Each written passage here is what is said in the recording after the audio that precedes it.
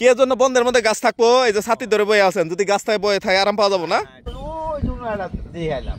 আচ্ছা আচ্ছা, হ্যাঁ হ্যাঁ হ্যাঁ, এটা হইতেই 1 বছর লাগে। গত বছর লাগাইছি, এই বছর হয়েছে, আবার এই বছর লাগামো, আবার আগামী বছর হবো। বিশাল এক ফাঁকা বন্ধের মধ্যে দাঁড়িয়ে আছি। এই বন্ধের মধ্যে কাঁচা রাস্তা রয়েছে, কিন্তু বাড়ি ঘর নেই।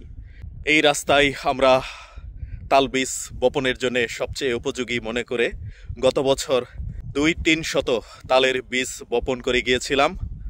তো আজ খোঁজ নিতে এসে দেখি 2-1টি গাছ গজিয়েছে। আরও সামনে এগিয়ে যাচ্ছি। 16ই জুলাই 2025 খ্রিস্টাব্দ, আর শ্রাবণ মাসের 1 তারিখ আজ। আষাঢ় মাস চলে গেছে, বর্ষাকাল অফিসিয়ালি আর 1 মাস রয়েছে। তো অন্যান্য বৃক্ষ রোপণের জন্য উপযুক্ত সময়, কিন্তু তাল বীজ পাওয়া যাবে সেপ্টেম্বর মাসে, ভাদ্র মাসের দিকে। তখন আমরা যেসব জায়গায় ফাঁকা রয়েছে, এই যে আমার পিছনে রাস্তাটি দেখতে পাচ্ছেন, প্রায় 3 কিলোমিটারের মতো রাস্তা। এই যে এখন যেখানে দেখতে পাচ্ছেন, এটা হচ্ছে চিনিতলা গ্রাম, মেলান্দহের চিনিতলা গ্রাম। এই চিনিতলা গ্রাম থেকে রাস্তাটি শুরু হয়ে এই দিক দিয়ে একদম কাঁচা কর্দমাক্ত রাস্তা। এখানে শুধু একটি বাড়ি রয়েছে।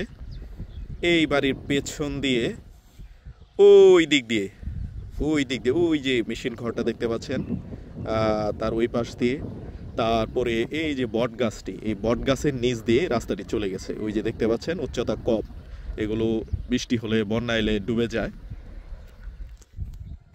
তো আলহামদুলিল্লাহ, এই রাস্তায় আমরা দলবল নিয়ে এসে তালবীজ বপন করে গিয়েছি। এবছরও ইনশাআল্লাহ যেসব জায়গায় গজায়নি সেখানেও আমরা বপন করে যাব।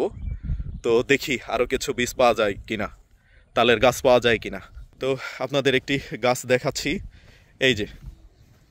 এই যে রাস্তার পাশে গাছটি গজিয়েছে। এই যে দেখুন, মাথা হয়তো গরু ছাগলে খাওয়ার চেষ্টা করেছে, কিন্তু মুখে নেওয়ার পরে তিতা লাগে, এরপরে আর খায় না।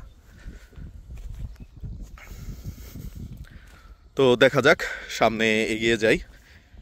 কর্দমাক্ত রাস্তা, এদিক দিয়ে যানবাহন চলে না, মানুষ এই হাঁটাচলা করে, গরু বাছুর এগুলো চলাচল করে।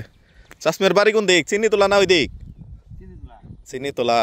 এনে যে গত বছর আমরা গাছে তালের বিচি পুঁতে থই গেছিলাম, দেখছিলেন? তালের দেখছিলেন? এই যে 2টা করে গাছ হয়েছে। তো গরু আছে আপনার? আচ্ছা আচ্ছা, হ্যাঁ হ্যাঁ হ্যাঁ, এটা হইতেই 1 বছর লাগে। গত বছর লাগাইছি, এই বছর হয়েছে, আবার এই বছর লাগামো, আবার আগামী বছর হবো। কি এর জন্য বন্ধের মধ্যে গাছ থাকবো? এই যে ছাতি ধরে বয়ে আছেন, যদি গাছ থাকে বয়ে থাকে আরাম পাওয়া যাবো না। তাইলে তারপরে মনে করেন চরক টরক পরে, তারপরে মনে করেন এই যে রাস্তা আরো যদি উঁচু হয় ভবিষ্যতে ভাঙবো, গলে যাবো গা, বুঝলেন নাই? বন্ধের মধ্যে যদি মনে করেন 20-30টা 50টা তালের গাছ থাকে, আপনি বৈশাও খাওয়া যাবো, ফল খাওয়া যাবো, তারপরে আপনার ছায়া পাওয়া যাবো, তাই না? এটা ফসলের ক্ষতি করবো না, এটা যখন শ্যামা সরে যাবো গা। হ্যাঁ, না তাল গাছ উপরে যাবো গা। তো ঠিক আছে, তাহলে চাচা সামনে আগায় যাই। আপনার গরু আছে না? আচ্ছা, তাও যদি নজরে থাকে দেখে রাখেন। এই যে আরেকটা, এই যে দেখে যান বলা,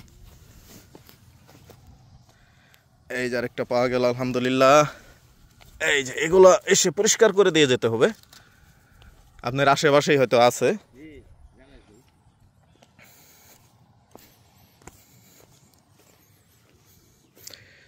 এগুলো গজানোর হার খুবই কম, 20%, 30%, 40% সর্বোচ্চ গাছ গজায়। দেখুন রাস্তার অবস্থা।